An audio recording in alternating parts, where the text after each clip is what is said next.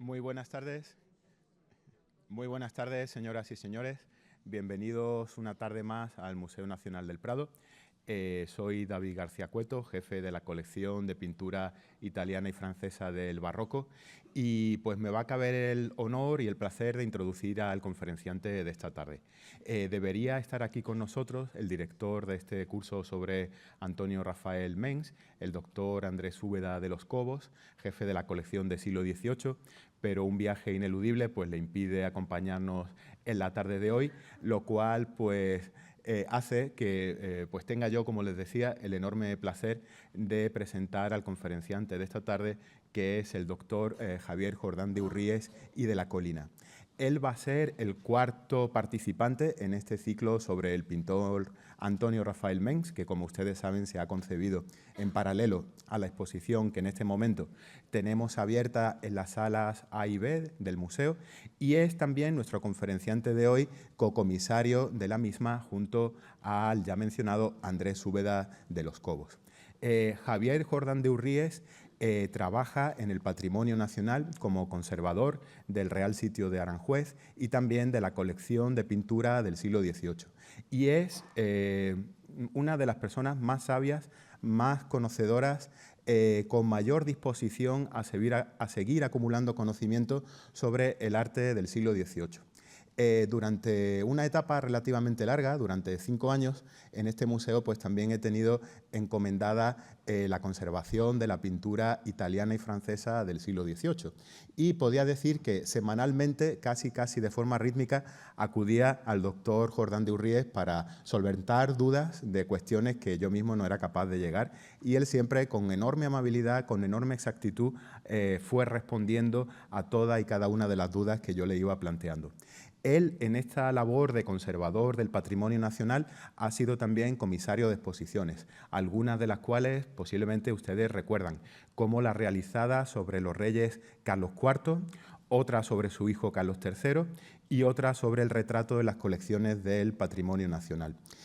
Asimismo, en estos últimos años, el doctor Jordán de Urríez ha venido dedicándose a una empresa de salvaguarda y recuperación extremadamente delicada, de la que seguro que han escuchado ustedes hablar, que es la relativa a la casita del Labrador del Real Sitio de Aranjuez. Este conjunto excepcional de nuestro siglo XVIII, ya en transición al XIX, pues tenía una cimentación muy frágil por la propia consistencia de los terrenos en los que se levanta, contiguos al río y, por tanto, en buena parte de aluvión. Ha sido necesario acometer una obra arquitectónica de gran complejidad mediante una serie de micropilotes que han ido reflotando la fábrica de esta extraordinaria casita, y luego pues también recuperar frescos, decoraciones parietales, mobiliario, pintura, obras de arte. Todo esto ha sido una campaña no solo con una inversión muy importante, sino también con un capital científico y humano detrás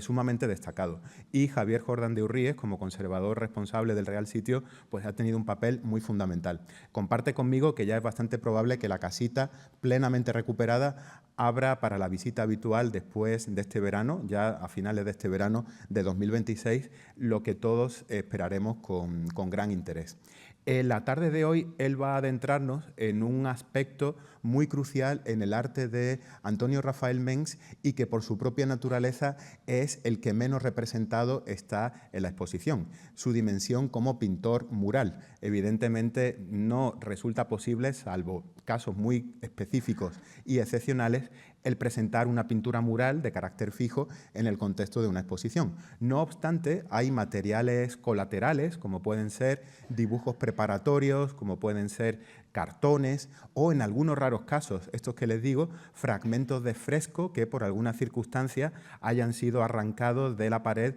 a la que originalmente ornaban. Por tanto, esta conferencia tiene un valor especialmente complementario de aquello que puede aprenderse durante la visita: la dimensión de Antonio Rafael Mengs como pintor mural, que le cosechó en realidad tanta o incluso más fama, lo veremos ahora con el conferenciante, que su dimensión de pintor de caballete. Todavía quedan 2 conferencias más de este ciclo que se impartirán miércoles y sábado de la próxima semana, por si estuvieran ustedes interesados interesados en seguirla. Y ya, pues sin robar más tiempo al conferenciante de hoy, dejo con muchísimo gusto, agradeciéndole su participación, al conservador y cocomisario de la exposición Antonio Rafael Mengs, el doctor Javier Jordán de Urries y de la Colina. Muchas gracias, Javier.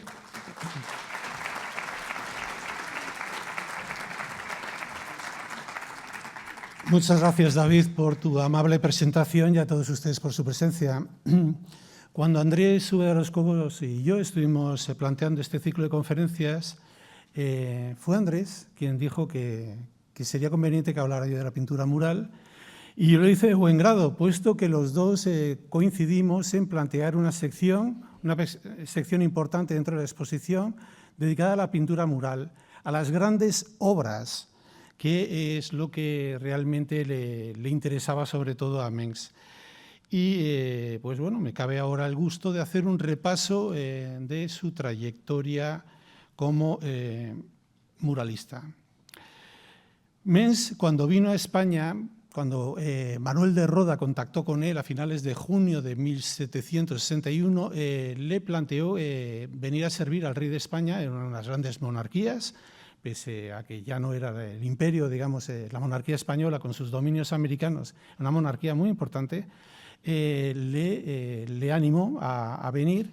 y él tuvo ciertos reparos, porque Mengs, aunque era un pintor consciente de su valía, también tenía sus inseguridades y temía venir aquí al servicio de Corrado y Acuinto, que era el primer pintor de cámara, y no sabía si iba a gustar. Porque en España, en realidad, la única obra que se conocía era el retrato que había mandado de Fernando IV de Nápoles, que, claro, su madre, María Amalia de Sajonia, estaba encantada de la vida cuando lo vio, pero, claro, él no quería ser aplicado a los retratos, él quería grandes obras, y así lo dice Manuel de Roda. El caso es que reflexiona y dice, claro, una oferta del rey de España no la puede despreciar, y más que nada porque había perdido la pensión o el sueldo que tenía él como primer pintor de cámara de la corte de Dresde, porque por la guerra de los 7 años había dejado de percibir su salario. Y entonces realmente pues, tuvo que venir, y además la oferta económica que se le hizo era insuperable, era 120.000 reales de vellón al año, que era el sueldo que percibía Corrado y Acuinto, más alojamiento gratuito de las casas del rey y una asignación de 500 ducados al año para los gastos del coche. Con lo cual eran unas condiciones realmente muy, muy buenas. Y además, cuando Carlos III reclamó a Mengs, que es como le hace llamar, o cree recordar que se llamaba, él tenía presente el cuadro que había llevado para el Palacio de Caserta. Cuadro perdido por un bombardeo durante la Segunda Guerra Mundial que lo echó a perder, pero bueno, se conserva este dibujo preparatorio en París. Y bueno, era este el motivo, pero, y de hecho Antonio Pons dice que ese es el motivo que determinó su llamamiento, pero hay que tener en cuenta, aunque no haya un documento que lo avale, que la pintura del Parnaso, verdadero manifiesto del neoclasicismo, tuvo que ser uno de los condicionantes, puesto que lo que quería Carlos III era un muralista para la decoración del Palacio Real Nuevo, como veremos. Realmente la labor como pintor al fresco de Mengs, su primera obra es el llamamiento que le hace en el verano del año 57, del siglo XVIII siempre, para pintar una iglesia que está un poco marginal, la de San Eusebio, una gloria del santo. Un santo que había sufrido cárcel por defender, digamos, la consustanciabilidad, digamos, de Dios Padre y Dios Hijo, digamos, y de hecho hay una inscripción dentro de la pintura mural, digamos, de la misma naturaleza del Padre, lo que rezamos en el credo, digamos, frente al arrianismo, que veía que el Hijo era, digamos, descendía del Padre, pero no tenía la eternidad, digamos, de Dios Padre. Comenta Giovanni Maria Riminaldi, que habrán visto en la exposición, le hemos concedido su pequeño espacio porque fue amigo de Mengs durante 25 años y escribió una noticia de su vida que sirvió tanto a Bianconi como para Zara para hacer las suyas, que dice que fue su primera obra al fresco en la que compareció un diestrísimo profesor por el empasto, la franqueza y la fuerza del colorido que apenas se distingue de las pinturas al óleo. Esa percepción que tenía el visitante de la época o los visitantes de la época a las iglesias o al palacio, digamos de realmente que conseguía un colorido saturado, vivo, que le apartaba de esos tonos blanquecinos que el mortero de cal, digamos, da a la pintura mural al fresco. Aquí tenemos dos cuadros preparatorios para el fresco final, que se encuentra en muy mal estado. El fresco fue restaurado en los años 60, equivocadamente, como veremos también en la Aurora del Palacio Real de Madrid, no entendiendo el procedimiento pictórico de Mengs y llevándose realmente lo que era la terminación al seco, la abundante terminación al seco que tenía la pintura. Por lo tanto, perdiendo todo el sombreado que se hacía a través de rayas, lo que se llama plumeado,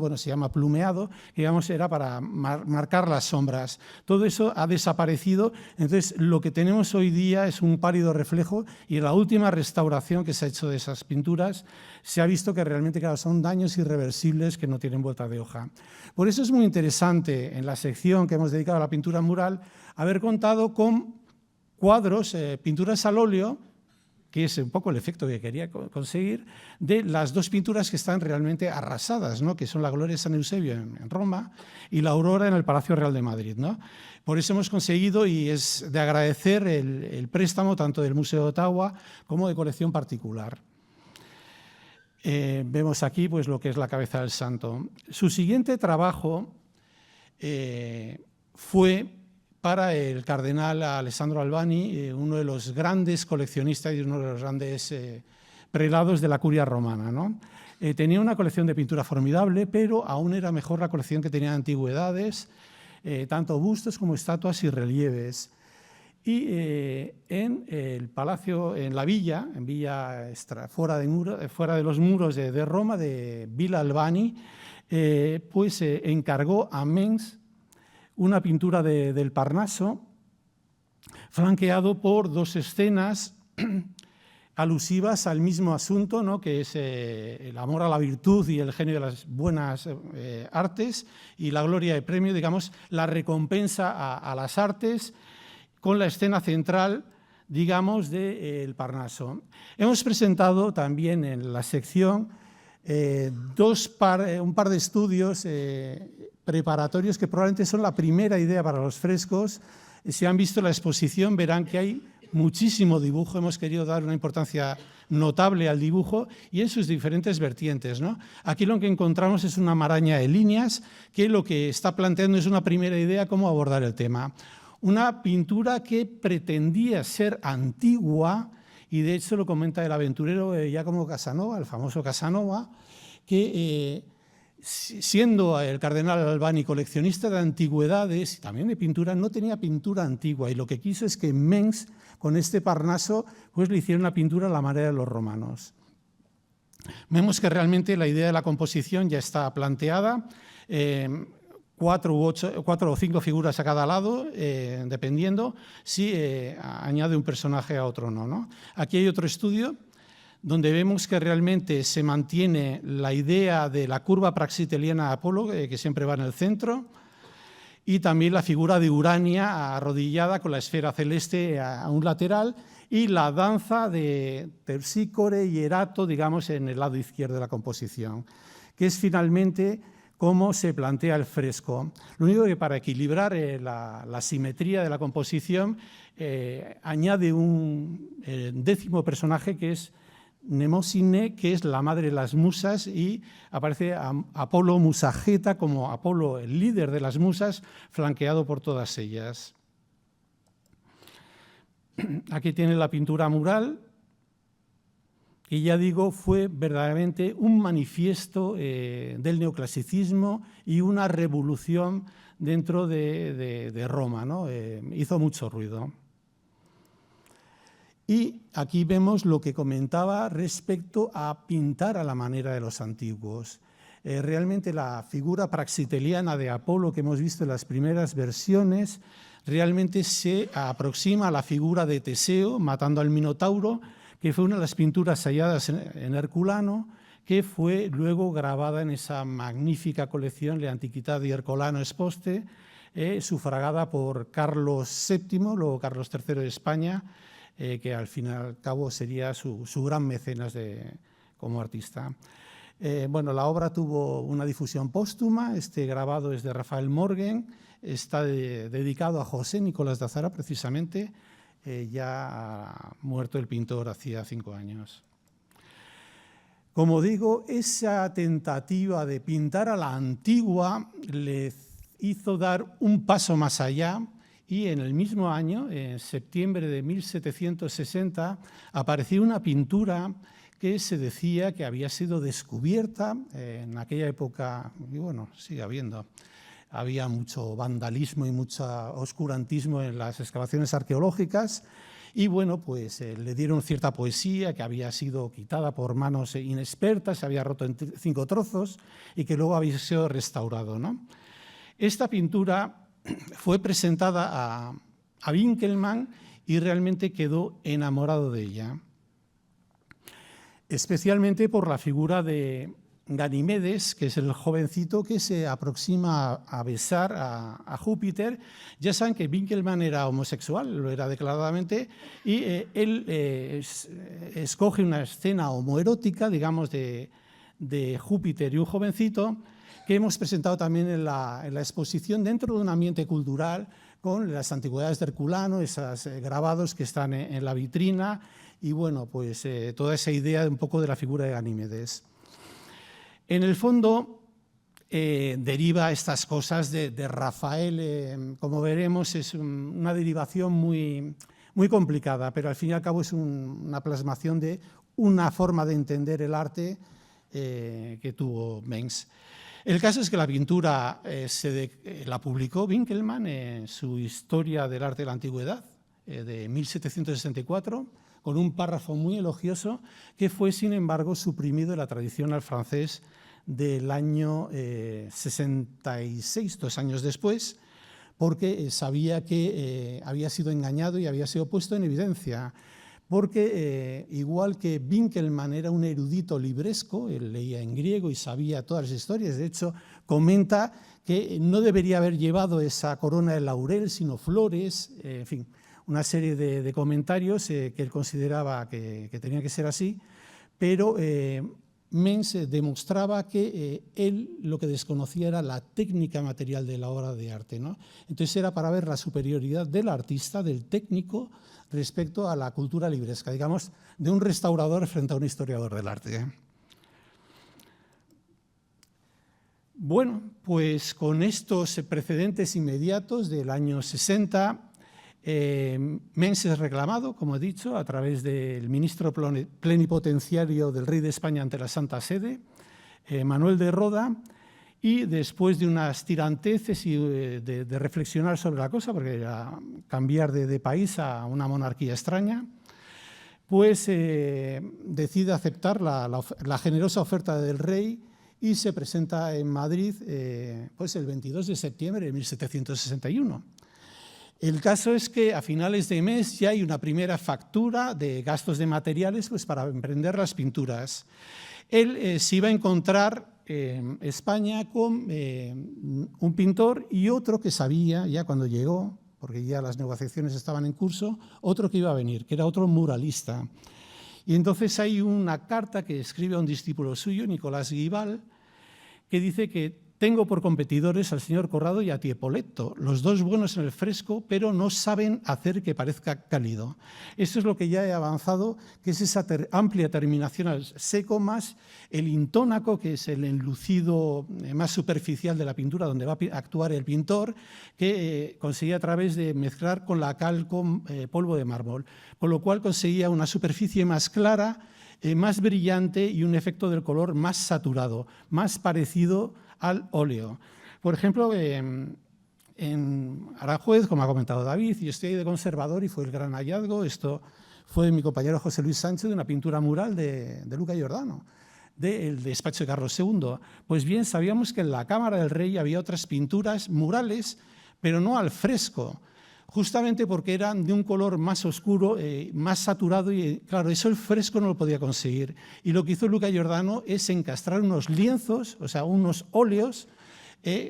para conseguir ese efecto de brillantez que la pintura al fresco no le podía conseguir. El caso es que la decoración al fresco, o la decoración mural del Palacio Real de Madrid había comenzado a través de la capilla, el espacio sagrado. Lógicamente se le otorga a una monarquía católica, es por donde se empieza, con el fabuloso ciclo de Corrado y Quinto.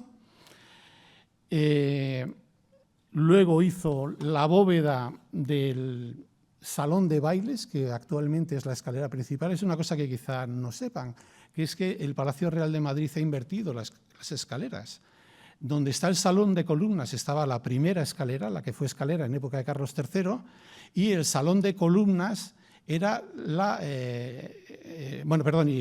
escalera actual, la escalera principal actual, era un salón de bailes que es el que decoró como salón de bailes Corrado y Quinto. Luego ya, vaya por Dios.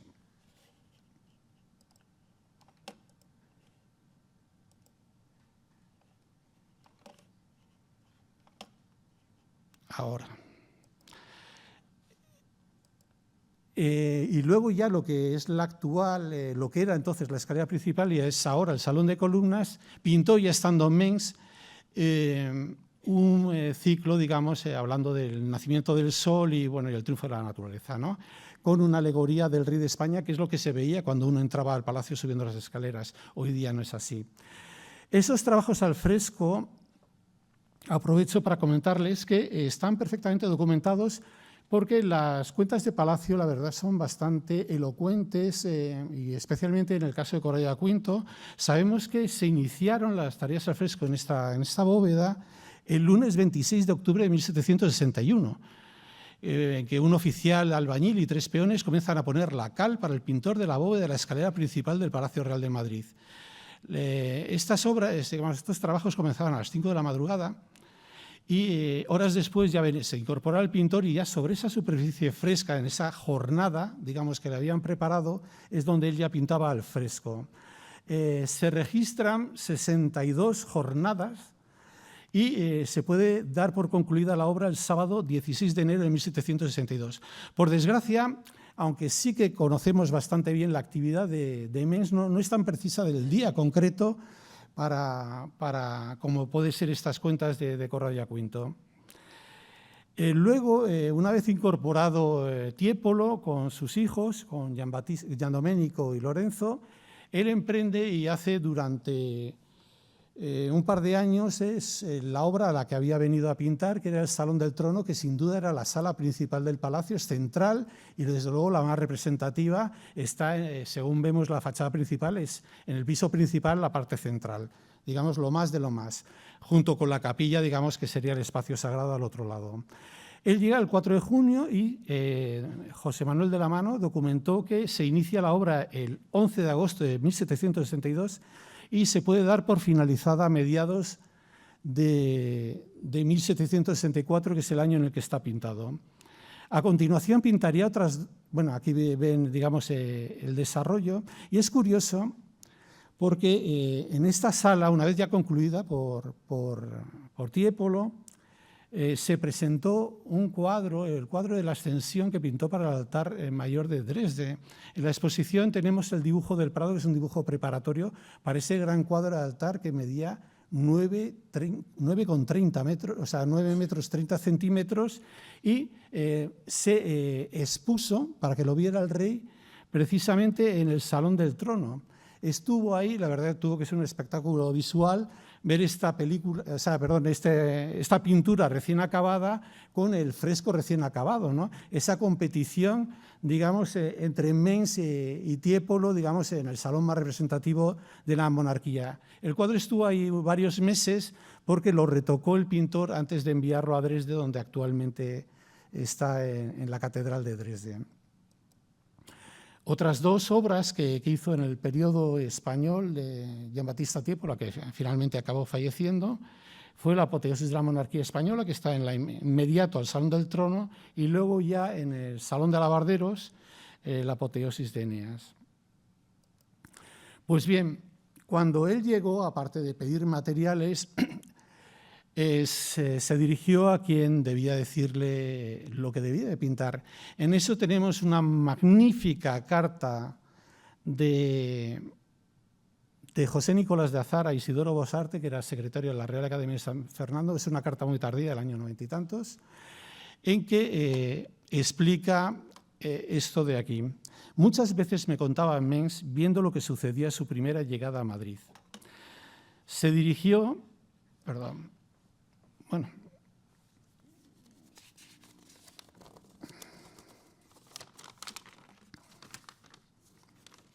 se dirigió a quien debía para saber lo que había de pintar, y le fue mandado que fuese a instruirse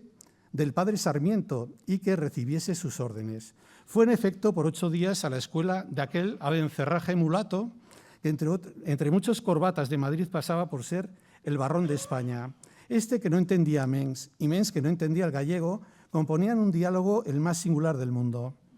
Por fin el padre maestro le dio para que estudiase y se hiciese hombre su libro de los adornos de palacio. Mens, como pudo, entendió el barbarismo de aquel mazacote y se fue una noche al padre maestro y le dijo con claridad cristiana que de su libro nada había podido sacar en limpio para las pinturas que había de hacer y que no hallaba en él cosa que tuviese sentido común en materia de artes y de gusto. La humildad religiosa, oyendo esta antífona, se exaltó al punto que, levantándose únicamente, agarró al pintor por los cabezones, que es el cuello de la camisa, y, empujándolo con la otra mano, lo acompañó hasta la portería gritándole 2000 veces a la oreja: «Macho, macho, macho», que significa hombre necio y tonto. Y ya Mens estaba en la calle, que el fraile desde la puerta le gritaba: «Macho». Lo bueno es que Mens no sabía lo que esta palabra quería decir y se la hizo explicar después, y hasta el fin de su vida se ha acordado de esta escena ridícula. Luego cuenta Azara que fue a hablar con Carlos III y le contó lo sucedido, y su majestad, que tenía más inteligencia y gusto en las artes que todos los frailes del mundo, le dijo que dejaba enteramente a su arbitrio el pintar lo que creyese en palacio. Así pues, sabemos que contó con una libertad absoluta para los temas que escogió. Bueno, aquí tiene al padre Sarmiento y a Mens, y aquí tenemos a Felipe de Castro, que es el autor del retrato, del busto del padre Sarmiento que aparece en ese retrato, y este es un cuadro de Gregorio Ferro que copia un cuadro perdido e inacabado de Felipe de Castro que hizo Mens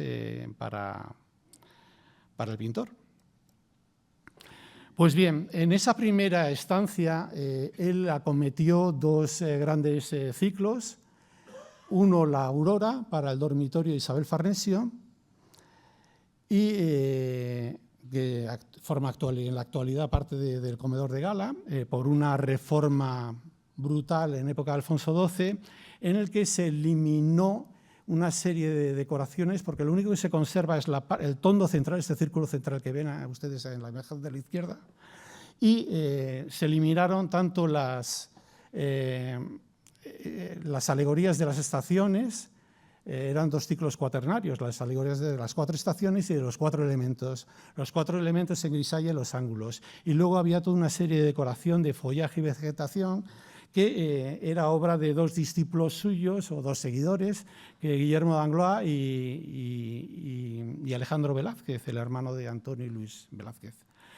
El caso es que todo eso se perdió y luego ya, para colmo de desdichas, la pintura mural había sufrido humedades y en esa desgraciada restauración pues se acabó de llevar todo lo que eran las terminaciones al seco. Vemos aquí esta imagen y ya en la alegoría de la verdad que sostiene esa luz, ese sol. Vemos aquí en la exposición, hemos reunido 2 dibujos preparatorios de esa pintura, un resto de un cartón con la cabeza de la justicia, donde no sé si alcanzan a ver ese rayado, que es el plumeado que comento para establecer las sombras, y luego la figura del tiempo, que es un estudio del natural al que luego le pone los atributos ya de esta figura. Vemos aquí en la imagen de la izquierda es como está el fresco en la actualidad y verán que realmente es un pálido reflejo, es como una figura espectral porque se le ha quitado la abundante terminación al seco. Digamos, está la base de pintura al fresco porque el fresco pedía destreza y presteza también. O sea, hace falta ser rápido porque estamos hablando de una jornada, de un día donde hay que acabar las cosas. Y Mengs era un pintor muy detenido y quería darle todas las excelencias a la pintura, pero eso requería concluir la pintura al seco. Por eso las jornadas de Mengs no nos valen para las cronologías de las obras, sino que en realidad pues, tenemos que recurrir digamos, a las cuentas en otro sentido.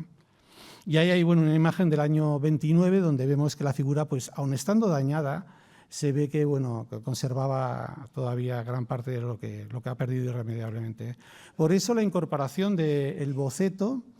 del cuadro al óleo, el cuadro de presentación, pues ilustra muy bien la exposición, luego el efecto final que podía tener la pintura.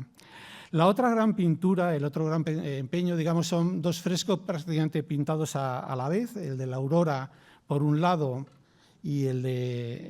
así lo dice Winkelmann, que está trabajando en los dos, y el de la antecámara del Rey, lo que se llama ahora antecámara Gasparini, pero bueno, es un nombre un poco ridículo, o antecámara de Carlos III se llama probablemente, donde representó el concilio de los dioses y la apoteosis de Hércules. Ven que en la fachada principal, que es la que tienen abajo, está Hércules entrando como semidios en el Olimpo, digamos, y ante los grandes dioses. Eso recuerda muy levemente, muy vagamente, pero la esencia es esa, la disposición del concilio de los dioses de Rafael en Villa Farnesina, ¿no? Vemos aquí, luego se conservan dibujos de las 4 fachadas de la bóveda. Esta es la principal, apenas están insinuadas, dibujadas, no están rebasados a pluma, las figuras de los dioses mayores, que es probablemente la parte peor conservada por daños que tuvo en la Guerra Civil Española. Vemos, por un lado, que toda la parte de la derecha está muy bien conservada, mientras que la parte de la izquierda, donde está Hércules, Plutón y Neptuno, pues realmente está muy dañado. Si ampliamos las imágenes, vemos que Júpiter, la figura está bastante bien, mientras que la figura de Neptuno todo es un rigatino, digamos, de haber perdido realmente toda la imagen de este dios. En esa misma fachada nos encontramos a los pies esa figura que evoca el torso de Belvedere.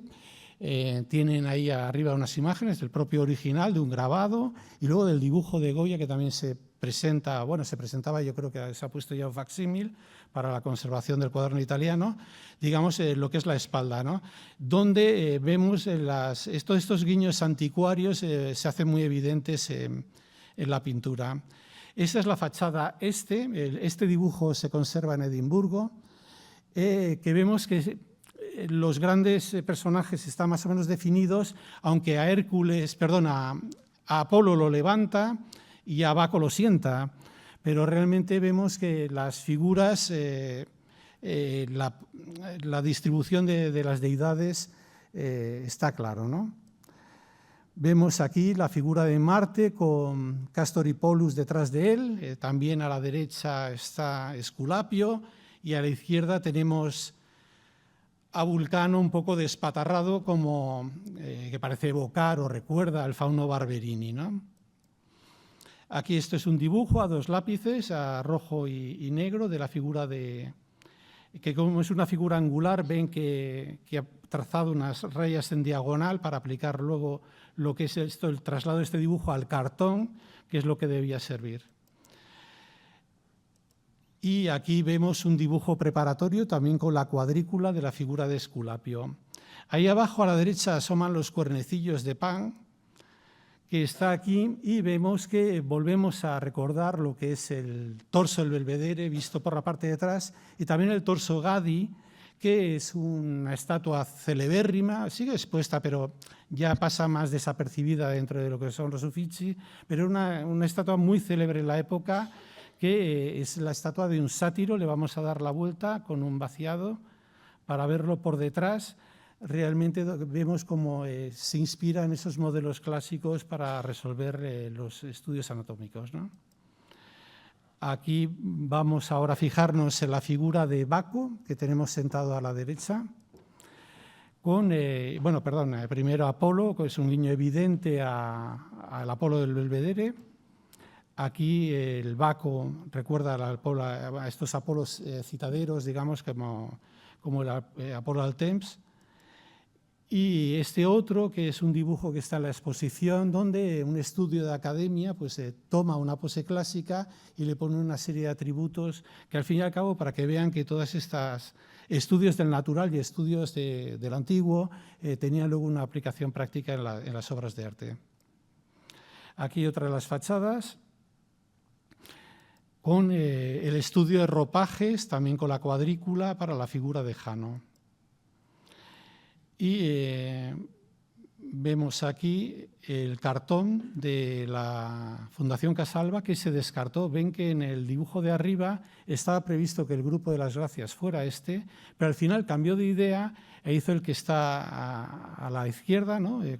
Cambiando completamente las figuras, y ese cartón, al no ser empleado, se ha podido mantener y así nos ha dado posibilidad de plantear en la sección de pintura mural todos los registros, digamos, materiales para la consecución del fresco. En el folleto de la exposición se anima al visitante a pasarse por el Palacio Real y ver los frescos que tenemos allí para, digamos, completar la visita con obras que, como comentaba David García Cueto, pues difícilmente pueden estar presentes en unas salas de museo, aunque por supuesto sí que hay frescos y bueno, no hace falta más que ir al Museo Nacional de Arte de Cataluña para verlo. Vemos aquí un detalle, porque si se han fijado en la exposición, todas las líneas, todos los contornos están agujereados para luego hacer el estarcido, digamos, para que el carbón, digamos, manche el intónaco y así poder luego con pincel hacer un poco el contorno de la figura para ya acometer realmente la pintura al fresco. Es curioso porque también pintaba al pastel. Eso no lo hemos podido traer porque los pasteles ya saben que son extremadamente delicados, tanto para su exposición como para su transporte, porque no deja de ser polvo de lápiz que es fácil que se caiga en un movimiento. Y curiosamente en el Hermitage, en la base de datos lo tienen como obra de Rosalba Carriera cuando esto lo publicó Steffi Röttgen en su monografía, que es una de las cabezas para una de las musas. También hay en el Hermitage, este sí que está atribuido a Mens, una cabeza de Cibeles para la figura sedente que está ahí al lado, pues lo que se ha pensado que puede ser la figura de Atis, que era un eunuco amante de Cibeles, que claramente está inspirado también en la estatuaria clásica. Vemos aquí el sátiro en reposo de los museos capitolinos, o este Baco Medici, que es muy interesante porque muestra el aspecto que tenía la escultura entonces, porque este es un vaciado de la colección Mens, que está en la Academia de San Fernando, y luego se le quitaron todos los añadidos que tenía, quedó simplemente en el torso, ¿no? Y si le damos la vuelta, pues la evidencia formal también es clara.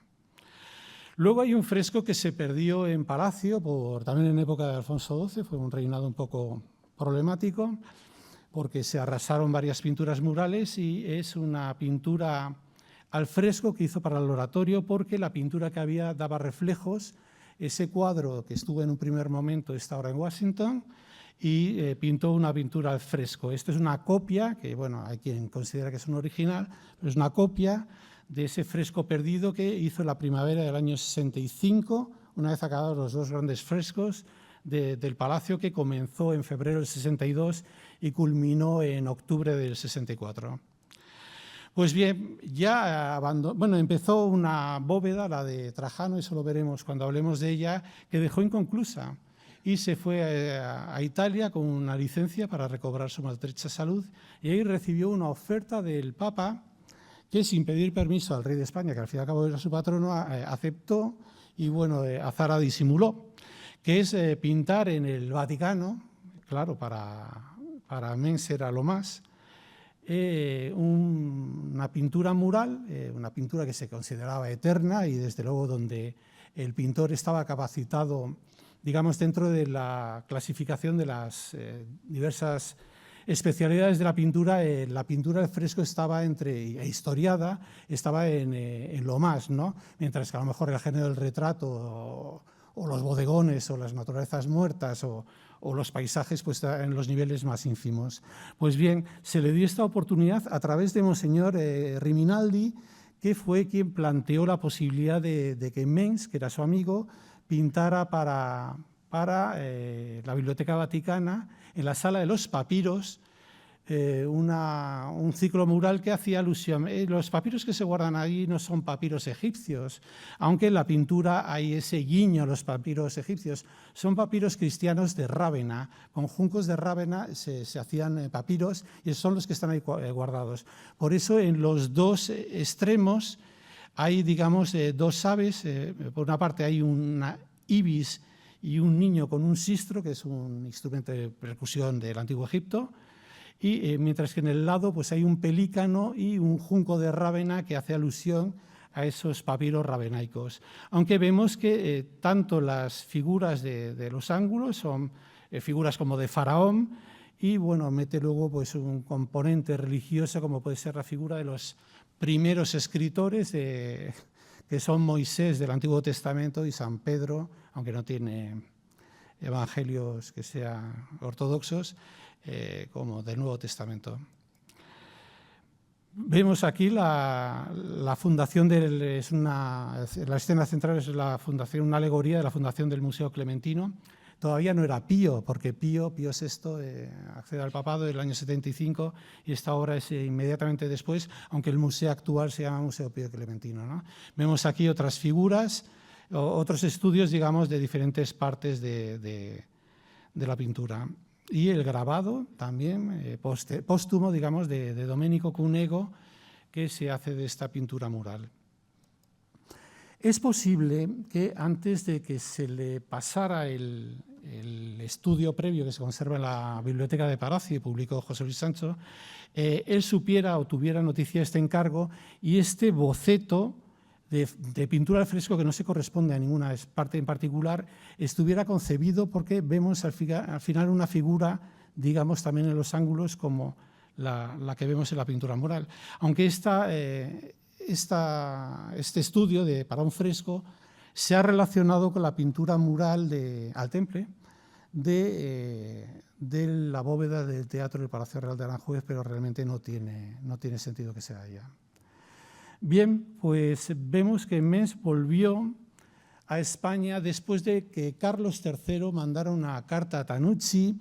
diciéndole que se veía que Mengs no tenía ninguna gana de volver y que había dejado indecente la bóveda en la que como en público, que es lógicamente la actual saleta de Carlos III, que es donde está la apoteosis de Trajano. Esto había pasado disimulado en la biografía de Azara, que había disculpado, digamos, había omitido esa informalidad de dejar inacabada la mitad de la bóveda. Así estuvo desde el año 69 hasta el año 74, estuvo ahí 5 años, que estaba a medio pintar la bóveda y finalmente volvió. Y lo que acometió es continuar la bóveda. Es difícil saber cuál de las partes fue la que dejó inacabada y cuál de las partes la que concluyó, aunque hay una hipótesis que planteo que puede ser la correcta. Ven aquí, digamos, sería la secuencia de bóvedas para que vean que hay en el Palacio Real de Madrid. Finjamos que estamos tumbados en el suelo y que no hay paredes, solo vemos bóvedas. Es, digamos, la disposición que tendría la bóveda de Trajano, que queda a la izquierda, la saleta de Carlos III, y en el Salón del Trono, guardando perfectamente sus proporciones. Es verdad que la bóveda de Tiepolo era una bóveda bastante compleja, se ha descrito como un vasto túnel, porque realmente lo que hace es la idea de Würzburgo, digamos, de la escalera del Palacio Bávaro, más o menos es un poco la idea, pero alargando la composición y manteniendo otros elementos. Y vemos que la bóveda de Tiepolo, en realidad, adopta también ciertos esquemas de la bóveda de Tiepolo, o sea, la bóveda de Mens adopta ciertos esquemas de la bóveda de Tiepolo, ¿no? Vemos esta cronología tan extraña que tiene el fresco de Mens, del 68 al 69, hasta octubre del 69, en noviembre se fue para Roma y luego lo retoma en el 74 y lo concluye ya en diciembre de 1776, poco antes de abandonar España definitivamente. Hemos traído para la exposición el dibujo del estudio completo, el primer estudio que debe ser del año 68, que es cuando se le encarga la bóveda de la apoteosis de Trajano, y vemos que realmente la parte izquierda, que sería, digamos, la fachada oeste de la bóveda, es la que está más alterada, digamos, respecto a la obra final, ¿no? Por lo que cabe plantear que lo que es el Templo de la Gloria, que está a la derecha, fuera la parte que hizo en el año 68, el año 69, mientras que la otra, y probablemente con retoques también de la parte concluida, puesto que se concluía el temple, se hiciera el resto de la bóveda. Tenemos aquí una imagen de una cosa que es un poco lamentable y a lo mejor es posible revertirla, que es las dos lámparas que se han puesto. Se sabe que se colocaron entre 1871 y 1929, podemos ser tan precisos por la fotografía, porque en un principio la lámpara colgaba de un gancho que no sé si ven ahí marcado en rojo, que es de donde pendía la lámpara, y en un momento dado, en ese periodo que digo, finales del 19, comienzos del 20, decide reforzarse la luz y poner unas lámparas en el sitio más inoportuno, porque realmente es verdad que está dando en zonas neutras que no tienen decoración, pero sí que perturba mucho la contemplación, sobre todo de la figura de Trajano, que está ahí sedente, ahí a la derecha a nuestra derecha respecto al emperador. Es lo que comentaba. Vemos aquí la figura de... Esta es la fachada oeste. Aquí vemos un detalle de la alegoría del dominio de sí mismo. La bóveda de Hércules era personajes de la fábula, el mundo de la fábula, de la mitología. Aquí son más alegorías, figuras alegóricas. Esto es un emblema moral del dominio de sí mismo, que es una persona aguijoneando un león, del que se expone el dibujo preparatorio para el cartón. Tenemos luego aquí la figura de la fama, aquí vemos también la figura de Hércules, que vemos que deriva del Hércules farnesio. Y luego hemos traído también, que es portada de catálogo, este cuadrante del ángulo noroeste de la bóveda, cotejado un poco con lo que es la pintura mural, con apenas modificaciones, unas cuantas sí que se ven. En el otro lado está el Templo de la Gloria, donde hay una serie de alegorías. Ahí abajo a la izquierda vemos el amor a la virtud, con coronas de laurel, o la figura del tiempo sedente en el otro extremo, junto con alegorías también relativas al tiempo, como el reloj de arena, ¿no? Aquí vemos las bellas figuras de este tramo y este otro. Y la fachada norte, digamos, hemos traído esta grisalla, que es un estudio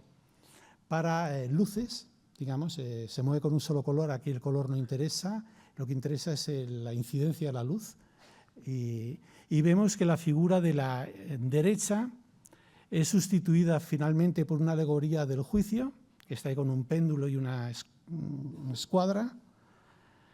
Pero sí que se mantiene el roble, que el roble recuerda también un poco un árbol que está plantada también en el Salón del Trono del Palacio Real de Madrid, de Tiepolo.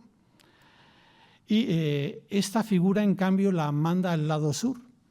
como poniéndole un ramo de olivo como alegoría de la paz, ¿no? Vemos cómo va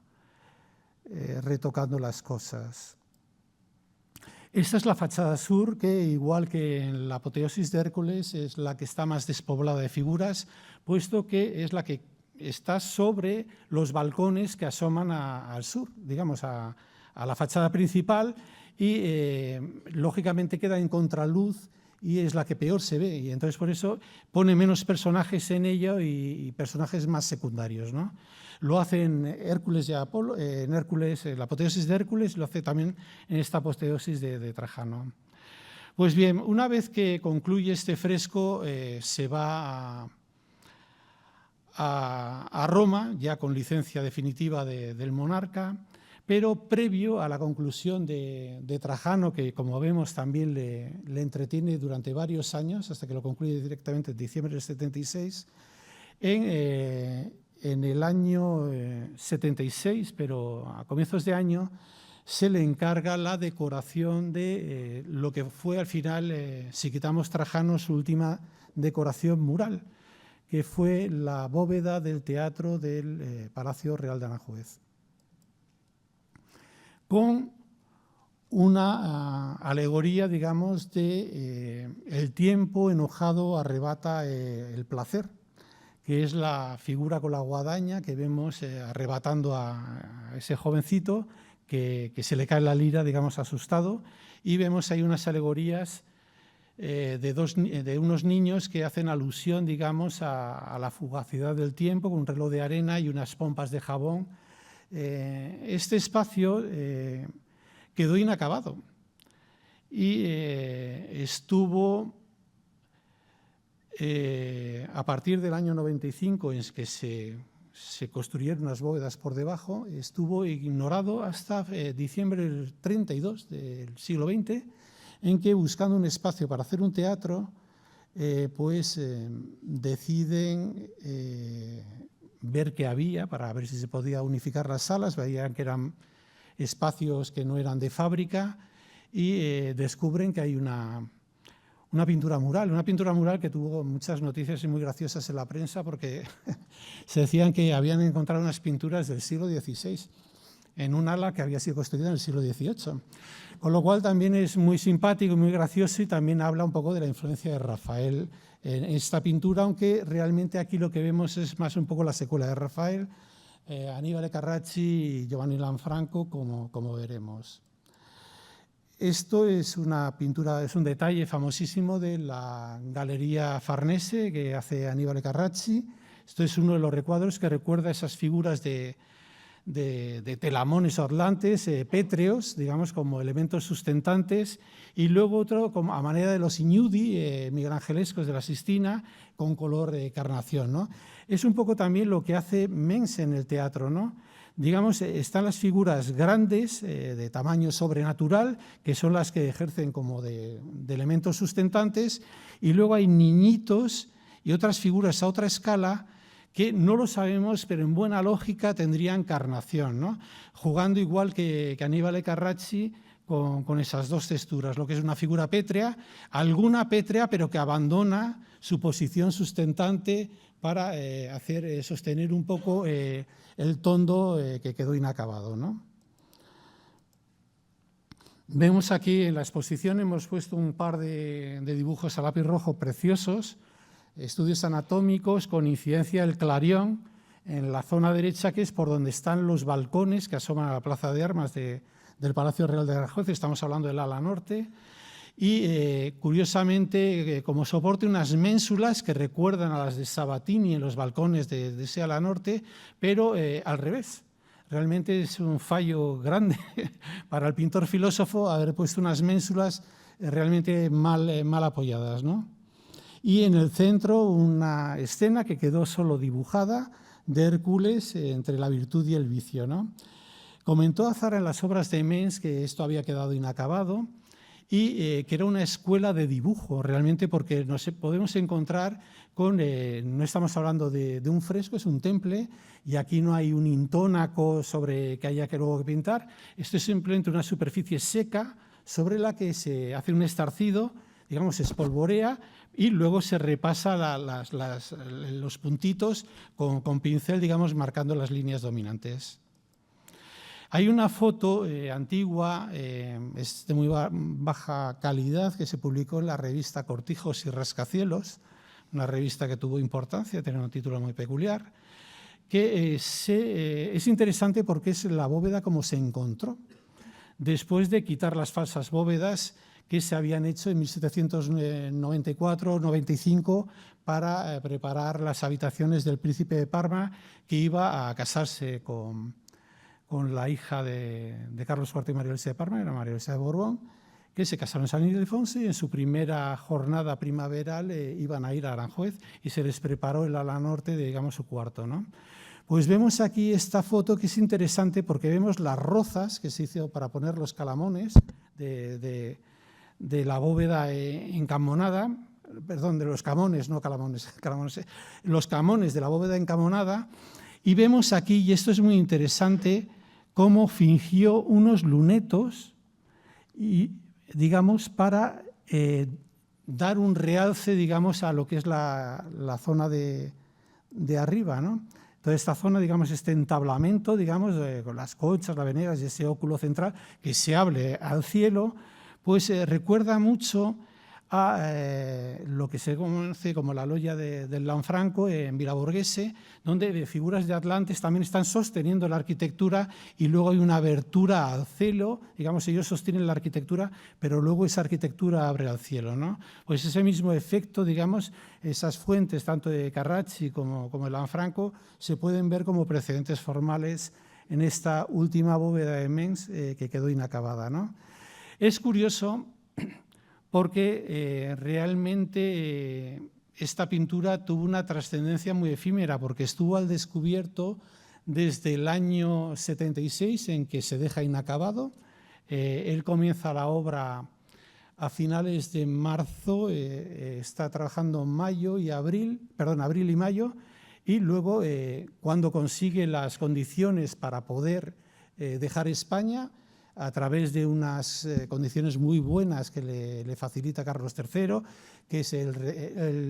renuncia a la mitad de su sueldo gracias a unas pensiones vitalicias para sus 5 hijas, con lo cual hizo un negocio fantástico porque se murió poco después y sus hijas quedaron dotadas. Y por otra parte consiguió una licencia de irse a España, irse a Roma con unos discípulos, establecer ahí una academia de dibujo y mandar al rey de España una serie de obras, la última de las cuales fue la Anunciación para la capilla del Palacio de Aranjuez, que ahora está en la capilla del Palacio Real de Madrid. Pues bien, vemos que este cuadro tan mediocre de Julián de Parma, que tiene el Prado en sus almacenes, porque no es obra que se exponga habitualmente, vemos que copia claramente o se inspira claramente en la figura del placer. Ganimedes, el príncipe troyano, está ahí arrebatado por Júpiter, pero es que, digamos, si no nos queda bastante convicción de que ese Ganimedes es deudor del placer, veremos que estos pastores realmente están inspirados en la figura del tiempo. Claramente, ¿no? Con esos ojos, esa forma de mirar, digamos, realmente es una copia literal, digamos, de estas figuras. Bien, el caso es que ya a partir de entonces las obras que se le ofrecen en Roma son pintura de Caballete, el gran cuadro de Perseo de Andrómeda, que se envía para Francia y luego, bueno, al final acaba, no, porque se para el Reino Unido y al final acaba en Francia y luego en Rusia. Y luego un gran cuadro para la Basílica del Vaticano, aunque finalmente solo quedó en boceto. Y la pintura mural que era tan sacrificada y que vemos que en el Teatro de Aranjuez, precisamente para evitar todas las jornadas, lo que apuesta directamente es por la pintura temple. Bueno, con esto, y bueno, y un pequeño guiño también anticuario, ¿no? de la figura de Júpiter, que está inspirado pues, en el famoso grupo de la apoteosis de Claudio, en la figura de abajo, digamos, que para digamos, plantear un poco lo que es esa figura se inspira en otro modelo clásico. Y bueno, con esto quería que vieran una de las facetas que no podía estar bien representada o completamente representada en la exposición, sino simplemente a través de bocetos y demás. Muchísimas gracias.